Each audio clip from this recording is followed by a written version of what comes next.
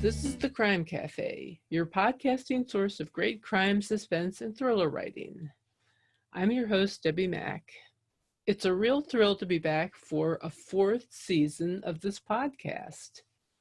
And before I get into introducing my guest, I would like to say two things.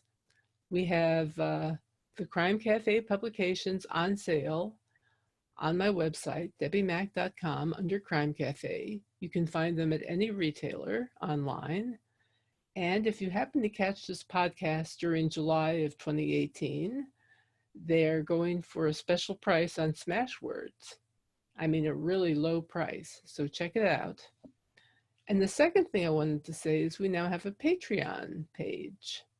If you want to support the podcast, there are all sorts of cool perks that go along with being a supporter, like early looks at novels and drafts and free short stories, video chats, that kind of thing.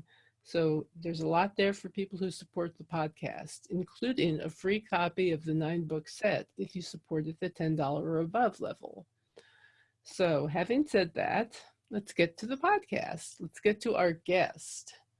Our distinguished guest, who is back for a second time, a return visit from Daniella Bernett, who writes the Emmeline Kirby Gregory Longden series, mystery series. Welcome, Daniella. It's great to have you back. Thank you very much. I'm glad to be here again. It's wonderful to be here for a fourth season and to have you as well. Yes, I mean, your program is so delightful, and you give so many people an opportunity to hear about different authors and their mysteries. I do my best. Right now you have a third book out, is that correct? And you're working on the fourth one and getting the fourth Actually, published? the third book is out, and the fourth book, A Checkered Past, will be released on September 29th. And I'm actually working on book 6 at the moment. Okay, yeah. Of course, we're always working on the book that's way ahead of what's being published. Yeah. Or, yeah. But so everything always feels a little out of whack time-wise. Yes, it does a little. But in any case, tell us a little bit about book 3, because I noticed that it gets into some dark secrets as far as Gregory is concerned and Emmeline's relationship with him. Okay, well, book 3 was from Beyond the Grave, which took place in Torquay along the English Riviera in Devon.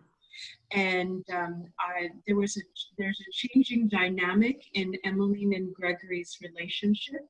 So that's why I decided to take them out of their usual environment, which is London, so that could focus more on their relationship and the changing dynamic of it.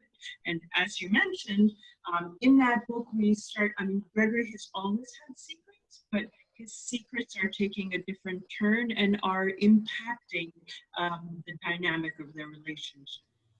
Yes, and there's a kind of a love triangle of sorts. Yes, there's a woman from his past that causes conflicts and a lot of grief for Emmeline and from Beyond the Grave.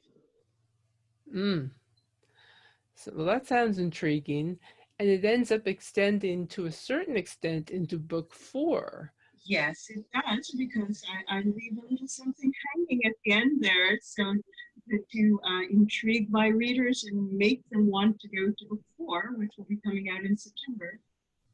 Yes. Certain questions are answered in book 4, but more questions linger. My goodness. One of the things I was wondering, in book 4, you get into the very interesting subject of Nazi looted art. Yes, I do. Book 4 focuses on a looted Nazi painting and a former IRA commander, because as I was developing the storyline for my book, I also learned that a number of IRA members were Nazi collaborators. So that worked very well with the storyline that I had in mind. So I decided to connect the two. And the looted Nazi painting has a connection to a former IRA commander in my book. Interesting. Um, that's getting into some social commentary there, and I was wondering if book 3 was anything like that. Do you get into? Not really so much. As I said, book 3, From Beyond the Grave, was really more of the changing relationship between Emmeline and Gregory. This one, I decided to take a little bit more. It's not so much of a social commentary, but it does work on that aspect of the looted Nazi painting, and that this issue is still going on today, that the victims of the Holocaust are still fighting to get their possessions back, and it's a hard fight. Yes, yes, I've been reading about that. Yes, I mean, it's still, I mean, you see in the paper all the time about these families and the families of the victims that are still fighting to get their possessions. Mm. What prompted your interest in that? Was it reading about it in the paper, or was it something else? Well, I mean, I've always had an interest in history, and this issue in particular, it, it, it angers me, as it should anger anybody. Yeah. And being Jewish, it reinforces that.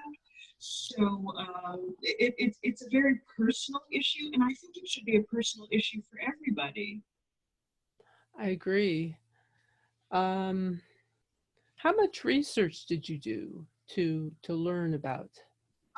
Well, I read a number of articles. I dug into certain aspects of like the IRA storyline and the Nazi looted painting, because just to help uh, get the basic idea in my mind and to help formalize it so I had the history so that I could work on my story based on that. So there on these both of these issues, there are a lot of articles and books out there that you can easily find information about it. Mm-hmm. Sometimes I feel like a frustrated historian myself, and I sense that we share an interest in that subject generally. Yeah. I love history. Yes. I almost thought about going into graduate studies in history. Well, I mean, it's important to learn history because it helps you understand why things are the way they are today, how they evolved. So you have to learn the past to understand the present and the future. Yes, absolutely. I agree completely. The things that have happened in the past are fascinating. I Yes. mean, And unfortunately, certain things are repeating themselves. I mean, you would think that people would have learned from that, but certain things are still going on and still repeating themselves. sadly, yes. Um, let's see. Without revealing any spoilers, where do you see the series going from here? Oh, well, Since there you're are, working on book 6. yes, yes, yeah, I don't want to give you too much so that you know to go on to the next one. Well, it's still the evolving relationship with Emmeline and Gregory. She does still love him, but his secrets are a bit of a barrier there, because Emmeline is a journalist and her core being is to find the truth and to see that justice is done. So she has some mixed emotions. I mean, she does love Gregory, but his secrets bother her quite a bit. um, Especially because she's always fighting for the truth and fighting to see that justice is done. On the other hand, I mean, Gregory, yes, he's a jewel thief, he's a criminal, but on the other hand, he is a gentleman. And so, in that sense, he understands a fellow criminal, but murder is a line that in his mind, should never be crossed. And in that sense, he's the same as Emily, trying to find justice, ensuring that the criminal is brought to justice.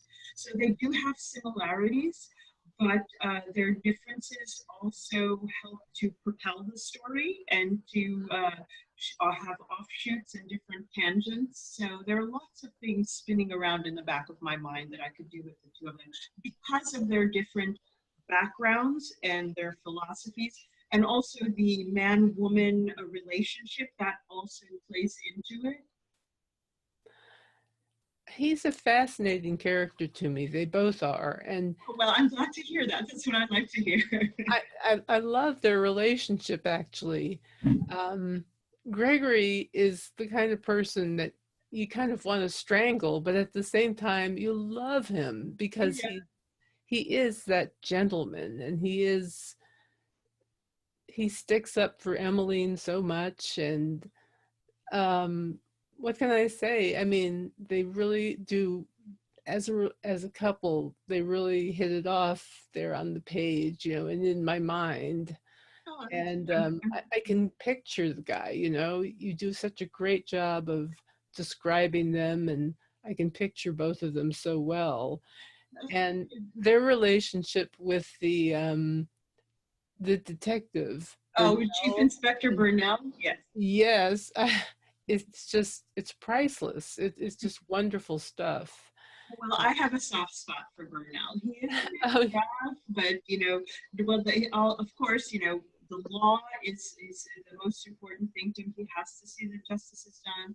But right. I like Bernal, and that's why I created the cat and mouse relationship with Gregory, because that helps to propel my storylines as well. Mm-hmm. Both, to a certain, I mean, they do clash, they do have conflict, but to a certain extent, Bernal and Gregory do have a respect for one another. Precisely. It's the way that they clash, but can kind of join at various points to where, they work together as well as against each other enough so that they aren't just bashing each other over the head all the time. No. But they just kind of rub up against each other the wrong way sometimes. Yeah. So sometimes Gregory ultimately wins you over with his charm. Well, see, that's what I try. It's funny, I don't picture him physically this way, but I keep thinking of Cary Grant in To Catch a Thief. Well, Cary Grant was one of my favorite actors, Cary Grant and Gregory Peck. So, oh, yes. So there's a certain extent of, the formation of Gregory came from all different, things for me. So I'm glad that you get a picture of Cary Grant. That's a good thing to get a. Oh, definitely. Yeah, definitely that personality. Yeah. Although physically he might be more like Gregory Peck. Well, a bit, And like tall I said. and Yeah. handsome, and Yes. not that Cary Grant wasn't handsome. Yes, Cary Grant. In any case, do you have anything else you're working on in addition to the series? No, the series is my main focus because I also work full time, so it's a struggle as it is to squeeze in the time to write on a daily basis. So for now, I'm focusing on Emmeline and Gregory. If it gets to the point where I can't think of any more trouble for them to get into, perhaps I'll think of a different series to start. But for the moment, I'm focusing on Emmeline and Gregory. And of course, Burnell and Sergeant Finch and all the other minor characters too. You work full time, and you work in architectural? Well, yes, I work for an engineering, architectural, and construction management firm. Mm-hmm. I'm the research manager. The research manager? Yes. How do you manage your time so well? That's a big struggle because I can only write when I come home in the evening from work and on the weekends, and it's a big struggle. I try to be disciplined about it because after all, I mean, writing is the love of my life. It's something I have to do. It's like breathing. Mm-hmm. So I try to squeeze in time as much as I can, but some days I'm stressed out from work or I'm just tired and I can only write a paragraph. Oh, I know. That frustrates me because I have so little time to begin with. And then other days the ideas just flow and I can do 2 or 3 pages. It's fantastic. Do you usually outline ahead of time, or do you tend to be a pantser? No, I don't outline, but I do like to plot the storyline in my head before I sit down to write my books, because at least I have that basic skeleton of the plot to follow. Along the way, oftentimes I think of a different idea, so I change it, but at least I have that basic line in my mind to follow as I'm writing the story. Yes. Yeah, I think that's important, especially when you're writing a mystery, Yeah. because you have I to mean, put, I know certain other mystery writers, they can just start like that. No, I have to have like the basic idea in my head, and I also have to know who the murderer is. Some people just, think of the murderer as they go along, but for me, I have to know who that is so I can leave the little red herrings and put people in different different exactly. tangents and so on. Exactly. I agree. I'm with you on that. Yeah. I mean, I find it impossible not to write a mystery without knowing who did it. Yeah. Even if I don't know how exactly that person got there, I have to know who did it. Otherwise, I want this person, and because of A, B, and C, exactly. and then I work that out as I'm writing the story. It helps you a lot with the motivations of the characters Yes, as well as because the plotting. for me, you have to know the motivation to be able, because that, I mean, of course, the character is important, but their motivation, you have to understand that to know why the crime was committed. Because for me, mystery has always been about the why, and figuring out why the crime was committed, or if there was revenge, murder, jealousy. It's the why for me. It was never about the blood and guts and things like that. Mm-hmm. Mm-hmm. Yeah, I like the psychological aspects myself. Yeah. Okay. Well, is there anything else you'd like to add before we finish up? As I said, a Checkered Past book 4 will be released on September 29th. People can find, I have my website, daniellabernett.com. I'm on Facebook and Goodreads. If people want to drop me a line, I'd be happy to hear from you. I hope this has piqued people's interests. Perhaps if you haven't heard about Emmeline and Gregory, this has piqued your interest and you can dip into the other books.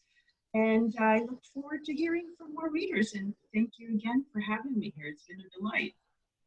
Well, it's been my pleasure, Daniela, and I'm reading A Checkered Past now, and I'm enjoying it thoroughly. Oh, I'm delighted to hear I that. truly do.